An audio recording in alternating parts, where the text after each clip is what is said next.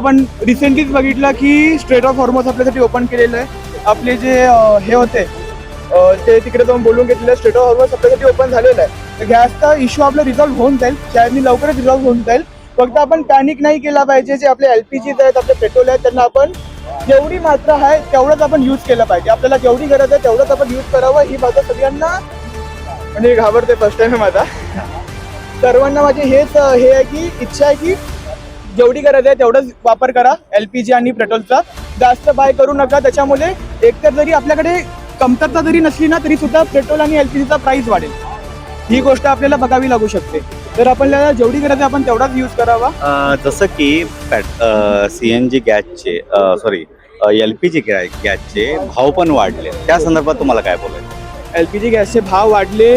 आता ते ब्लॅकमध्ये, मी आता माझ्या स्वतःच्या घरामध्ये तुम्हाला सांगतो, ब्लॅकमध्ये जे येते त्याचे प्राईस वाढलेले आहेत. आणि मी हे पण ऐकतोय, जे माझ्या चालीतल्या बाईक आहेत त्यांच्याकडनं मी पण हे पण ऐकतोय की त्यांना 24 दिवस वाट बघावी लागते LPG गॅससाठी. तर त्या गोष्टी पण आपण रिझॉल्व्ह करून घेऊ. माझ्या मते आपली ब्लॅकचा मुद्दा तुम्ही आता बोलला, जसं की तुमच्या चाळीमधल्या महिला ब्लॅक गॅसच्या विषयी बोलतात, त्या संदर्भात कोण ब्लॅक करतंय किंवा हेच जे LPG वाले आहेत जे सगळे मिळून आहेत. मी तुम्हाला सांगतो, सगळे मिळून आहेत त्या गोष्टीमध्ये. सगळीच जण LPGच्या ब्लॅकमध्ये.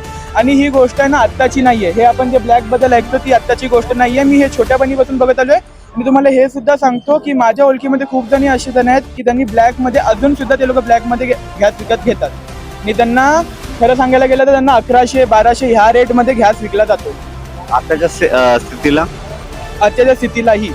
आजच्या स्थितीला गॅसची किंमत ही 900 रुपयाच्या आसपास आहे.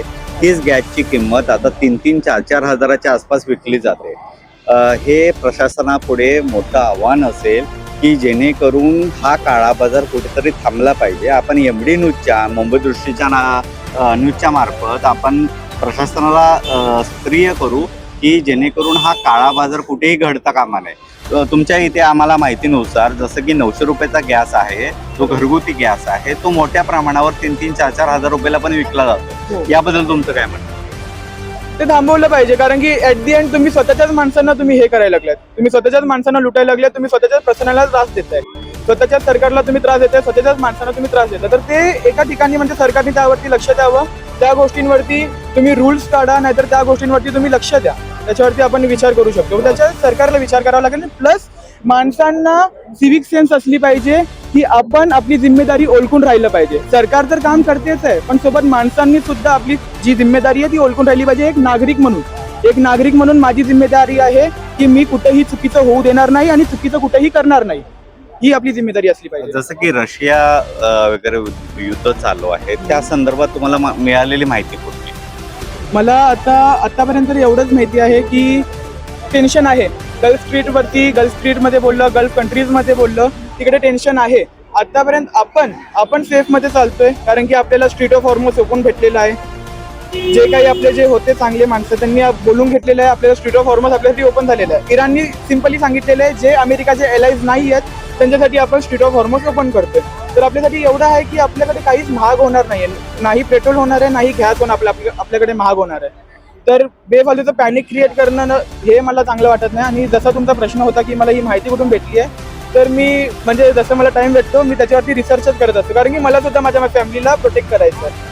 तर जेवढी माझ्याकडे इन्फॉर्मेशन भेटेल मी तेवढी कलेक्ट करतो. जसं की महागाईचा फटका हा सर्वसामान्यांना किंवा तुम्हाला, आता तुमचे पेमेंट किती पद्धतीने वाढतात, वार्षिक वाढतात, 2 वर्षांनी वाढतात, 4 वर्षांनी वाढतात, तसा हा महागाईचा फटका तुम्हाला कुठे बसतोय का? हो, महागाईचा फटका बसतोच आहे. जे राशन आम्हाला जेव्हा मी छोटा होतो, आमच्या घरामध्ये आमची 4 माणसाचं आहे. आमच्या घरामध्ये राशन आम्हाला जे आम्ही 3,000 मध्ये विकत घेत होतो, आताच ते आम्हाला 6,000 ते 7,000 मध्ये विकत घ्यावं लागतोय. इन्फ्लेशन वाढणारच आहे. इन्फ्लेशन त्याच्यासाठी आपल्याला सरकारवरती जोर टाकावा लागेल की त्या गोष्टींमध्ये सरकारने काहीतरी करावं. आणि बेसिकली सरकार त्या गोष्टींवरती भार देत नाहीये. जसं की मुख्यमंत्री किंवा उपमुख्यमंत्री देवेंद्र फडणवीस म्हणा किंवा एकनाथ शिंदे म्हणा, यांना तुमचं काय सांगणं? फ्रीचे स्कीम्स बंद करा. लाडकी बहीण योजना हे सगळं बंद करा. फ्रीमध्ये लोकांना पैसे वाटणं बंद करा. तेच पैसे तुम्ही चांगल्या ठिकाणी यूज करा. लाडकी बहीण योजना, लोकांचा टॅक्सचा जो मनी आहे तो कुठे माझ्या मते फ्रीमध्ये कुणालाच गेला नाही पाहिजे. फ्रीचे स्कीम आहेत ते बंद करून टाकले पाहिजे. जर खरंच लोक मेहनत करताय तर त्यांना ती पैसे भेटावी, पण ते फ्रीमध्ये फक्त वोटसाठी तुम्ही 1500-2000 बायकांना वाटणं हे चांगली गोष्ट नाही. तेच पैसे रोड इन्फ्रास्ट्रक्चरवरती तुम्ही यूज करा, माझं असं म्हणणं असेल. जसं की नालासोपारामध्ये रोडची स्थिती आहे हो. ही अत्यंत बिकट आहे, त्या संदर्भात तुम्ही काय म्हणता? फक्त नालासोपारामध्येच नाही, तुम्हाला माहिती आहे पूर्ण मुंबई सर्वात मोठी टॅक्स पेअर आहे. पूर्ण भारतामध्ये सर्वात मोठी टॅक्स पेअर आपल्या मुंबईचाच आहे.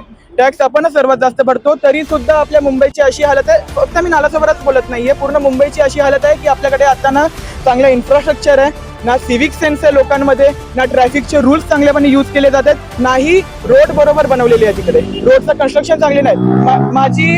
मी तुम्हाला सांगतो, वर्ली बीडीटी चाल ही 200 वर्षांपासून वर्लीमध्ये आमचं घर आहे. 200 वर्षांपासून ती बिल्डिंग तिथं उभी आहे. त्या बिल्डिंगमध्ये एक सुद्धा तुकडा अजून तुटलेला नाहीये. पण तिकडे त्यांनी जो रोड बांधला होता आणि जे सरकारने रोड बांधलाय ना, त्या रोडमध्ये 2 ते 5 वर्षांमध्येच मला असे खड्डे दिसत आहेत ना की ते म्हणजे लाजदायक आहेत. की बाहेरचा जो एक होता ज्यांनी आमच्यावरती रूल केलं, आम्हाला लुटलं, त्यांनी बनवलेले स्ट्रक्चर अजून सुद्धा उभे आहेत आणि आम्हाला दाखवतात की ही तुमची लायकी आहे, ही तुमची लायकी आहे आणि हे तुमचं इन्फ्रास्ट्रक्चर आम्ही तुम्हालाच चांगल्यापणे सांभाळू शकत होतो. आम्ही तुम्हाला चांगल्यापणे सांभाळू शकतो, तुमची गव्हर्नमेंट तुम्हाला चांगल्यापणे सांभाळू शकत नाहीये. तर हे मला सारखं ते बिल्डिंगांना बघून, त्यांच्या रोडना बघून हे माझ्या डोक्यामध्ये सारखं येतं की ते आम्हाला लायकी दाखवतात आमची. जसं की तुमचं नाव काय? प्रज्ञेश विवेकानंद. तुमचं क्वालिफिकेशन? मी 10th पास आहे. 10th पास आहे. आता जॉब करता सध्या का फॅमिली? जॉब करतो आणि फॅमिली सांभाळतो. ओके, तुमचं मॅरिड आहात अनमॅरिड? अनमॅरिड आहे मी. जसं की आपण बघा की 18+ मुलं एवढ्या चांगल्या पद्धतीने प्रशासनाला प्रश्न विचारतायत, तर आजची पिढी ही किती शिक्षित आहे आणि